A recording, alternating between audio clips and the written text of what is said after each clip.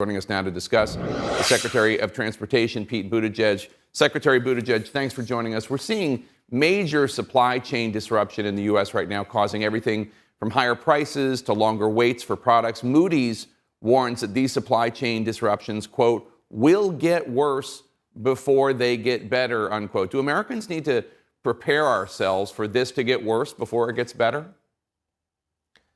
Well, certainly a lot of the challenges that we've been experiencing this year will continue into next year, but there are both short-term and long-term steps that we can take to do something about it. Look, part of what's happening isn't just the supply side, it's the demand side. Demand is off the charts. Retail sales are through the roof. And if you think about those images of ships, for example, waiting at anchor on the West Coast, every one of those ships is full of record amounts of goods that Americans are buying because demand is up, because income is up, because the president has successfully guided this economy out of the teeth of a terrifying recession. Now the issue is, even though our ports are handling more than they ever have, record amounts of goods coming through, our supply chains can't keep up. And of course, our supply chains, that's a complicated system that is mostly in private hands, and rightly so. Our role is to be an honest broker, bring together all of the different players there, secure commitments, and get solutions that are going to make it easier. Many American companies, especially small businesses, as you note, are struggling to cope with these supply chain disruptions. One possible solution, President Biden lifting former President Trump's tariffs on China to try to provide some relief. That's not a panacea, but it could provide some relief. Will President Biden do that? Will he lift those tariffs? Well, I think every idea is being taken seriously, but what we're doing right now is to focus on the operations themselves. A lot of Americans might be surprised to learn that our ports have not generally operated on a 24/7 basis. We've secured commitments to change that, and the president announced that the ports of LA and Long Beach actually was piloting this for a few weeks. Collectively, those two ports are 40% of our container traffic. They're now going 24/7. That's not a simple thing to do overnight, but it was a big commitment. Now we got to make sure that that works its way through the chain because, of course, it's not just the gate of the port. It's getting those containers onto a chassis, getting them to where they need to be, and that goes to other issues in our supply chain, like the availability of truckers. So we're taking steps on that, like my department working with state DMVs to speed the issuing of CDLs, those commercial driver's licenses, so that we can get more qualified, safe truckers on the road. There are a lot of steps that we're taking right now to address this in the short term, but also at risk of repeating myself on something that I've been talking about and the president's been talking about all year. This is one more example of why we need to pass the infrastructure bill. There are $17 billion in the president's infrastructure plan for ports alone, and we need to deal with the long-term issues that have made us vulnerable to these kinds of bottlenecks when there are demand fluctuations, shocks, and disruptions like the ones that have been caused by the pandemic. Well, Secretary Buttigieg, that $17 billion for ports in the infrastructure bill, I mean, that passed the Senate more than 2 months ago. It's sitting in the House, and House progressives are not going to vote for it unless they first get a successful vote on the larger social safety net bill. Are you frustrated by that delay? Do you think that was a mistake for progressives to demand this other legislation be voted on before the infrastructure bill?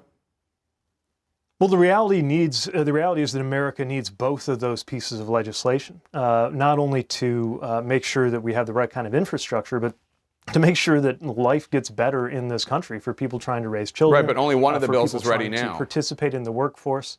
And obviously, we need both of them to be ready to get to the president's desk and to be signed. You know, earlier you cited Moody's, the Wall Street firm, analytics firm, and one thing that has not been talked about enough is their finding about how the overall Build Back Better vision is designed to reduce inflationary pressures. So if you care about inflation, you ought to care about not just the supply chain issues, not just the infrastructure things I work on, but also the provisions in Build Back Better, like paid family leave, like making it easier to afford childcare, like community college, that are going to give us a stronger labor force and help us deal with that major constraint on economic growth. Given the supply chain issues, given the fact that you don't see this problem ending anytime in the next week or two, would it be wise for Americans to do their holiday shopping perhaps a little earlier this year, or would that exacerbate the problem? Look, I think obviously every family makes its own preparations for Christmas. What I know for sure, or the other holidays, what I know is that the holidays are going to be a lot better this year than they were last year. Because a year ago, millions of Americans were sliding into poverty who now have jobs. And a year ago, a lot of us were gathering with loved ones over a screen. It's going to be different this year because of the president's leadership, because of being able to get more and more Americans vaccinated and make that available free to every American. Those are just a couple of the reasons why we can expect a much better holiday season this year than we were facing a year ago. A key climate change policy in the Democrats' reconciliation bill, the social safety net spending bill, the clean electricity standard will likely be dropped from the final deal because Senator Joe Manchin says he can't support it. You supported a clean electricity standard during your campaign. How disappointed are you that this potentially will not be in the bill? Look, the administration and the president are committed to bold climate action. Exactly what legislative form that takes is what's being negotiated right now. But the bottom line is we have to act on climate for the good of our children and, by the way, for the good of our economy. I view this as kind of like a planetary maintenance issue. The longer you take to do something about it, the more it's going to cost in livelihoods as well as lives. We need to act. The president has led on this literally from day one, rejoining the Paris Climate Accords. And of course, while my piece of it, the piece I work on most in transportation, is a specific limited piece, it's a big one when it comes to making it more affordable and easy to drive electric vehicles in this country and dealing with carbon in other sectors of transportation. We've got to get this done. Our future depends on it. This is the first time you've been on the show since you and your husband Chasten welcomed twins, Penelope and Joseph, into your family. You just returned from paternity leave, which Congress is debating right now. Some conservatives have been citing your experience in an effort to mock the very idea of paternity leave. Take a listen. Pete Buttigieg has been on leave from his job since August after adopting a child. Paternity leave, they call it, trying to figure out how to breastfeed. No word on how that went. What's your response? As you might imagine, we're bottle feeding and doing it at all hours of the day and night. And I'm not going to apologize to Tucker Carlson or anyone else for taking care of my premature newborn infant twins. The work that we are doing is joyful, fulfilling, wonderful work. It's important work. And it's work that every American ought to be able to do when they welcome a new child into their family. I campaigned on that, so did the president. The Build Back Better agenda includes provisions for paid family leave.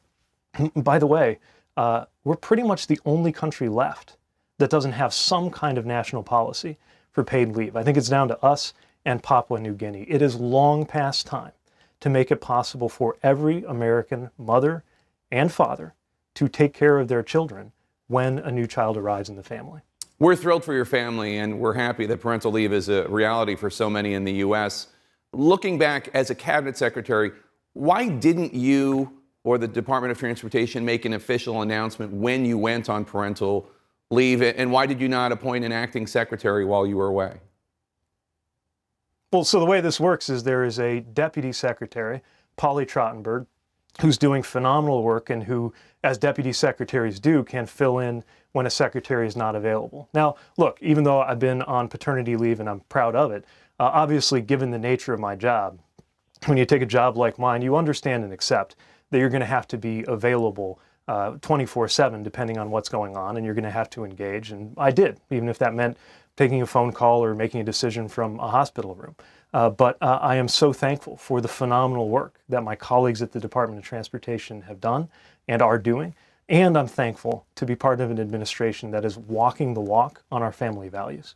Well, congratulations again to you and Chasten on Penelope and Joseph. I know you're going to find you have ability to love that you probably didn't even know you had before. Thank you again for being here, and congratulations. Already here.